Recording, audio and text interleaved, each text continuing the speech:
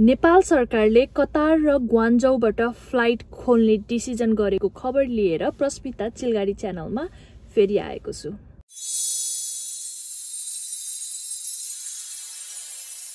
नेपालमा फ्लाइट बारे विभिन्न खबर आएको सुनेर तपाई दिक्क हुनुभएको होला है।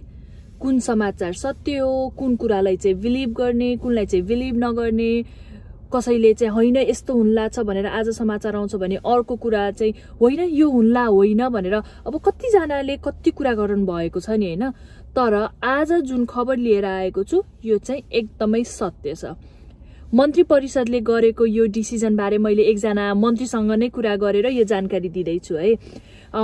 मन्त्री मणि थापालाई चाहिँ मैले यसबारे सोध्दा उहाँले यो एकदमै आधिकारिक निर्णय भएको कुरा बताउनु भएको छ।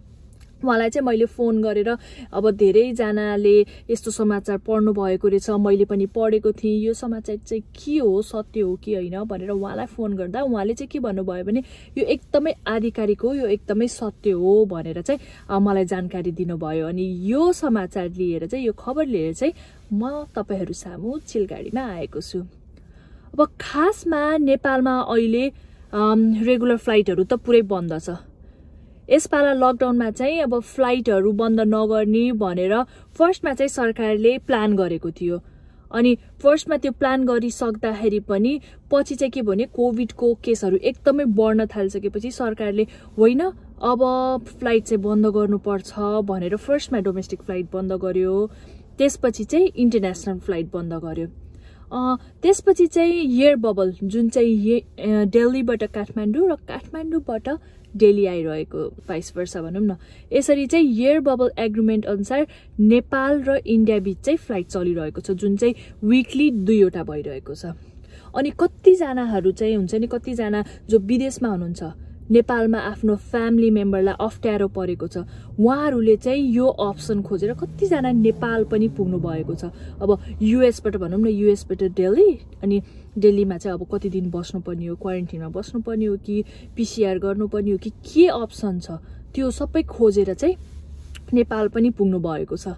अब यो फ्लाइट चढेर जो विदेशबाट नेपाल पुग्नु भएको छ उहाँको अनुभव पनि म चिलगाडीमा तपाईहरुलाई सुनाउने वाला छु है।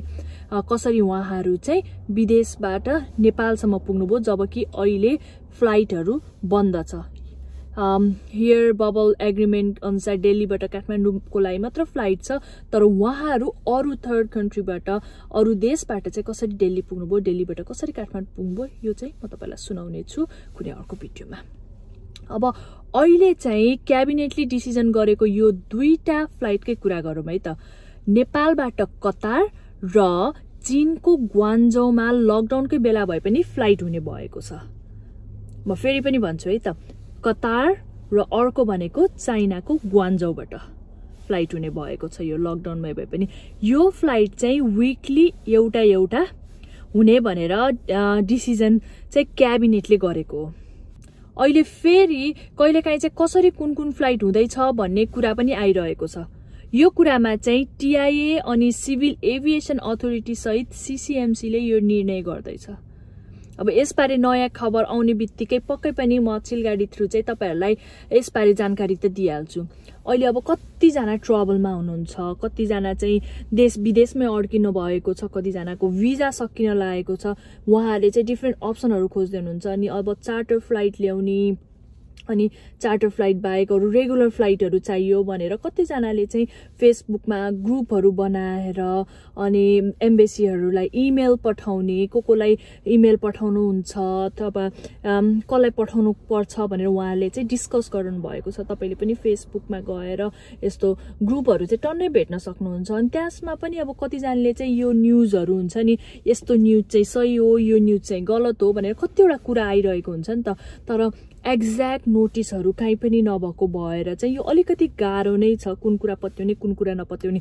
तर म चिलगाडीमा चाहिँ जहिले पनि आधिकारिक न्यूज, जब यो नोटिस बाहिर निस्किन्छ, जब कहीँबाट चाहिँ पक्का हुन्छ, त्यसपछि चिलगाडीमा त मैले तपाईको लागि सधैँ लिएर नै आइरहेको हुन्छु। त्यही भएर चिलगाडीलाई चाहिँ नछुटाई हेर्नु होला। सब्स्क्राइब गर्नु भएको छैन भने सब्स्क्राइब गर्नु होला र यसरी नै यो न्यूजहरु, यो भिडियोहरू चाहिँ जानकारीमूलक छ जस्तो लाग्छ अनि अरूसम्म पुर्याउँदाखेरि उहाँहरूलाई पनि यो काम लाग्छ जस्तो लाग्छ भने प्लिज यो भिडियोलाई चाहिँ शेयर गरिदिनु होला, लाइक गरिदिनु होला र नछुटाई हेरिदिनु होला। आजको लागि भने चाहिँ म प्रस्मिता बिदा लिन चाहन्छु। Keep watching Chilgadi. Bye bye. Take care and namaste.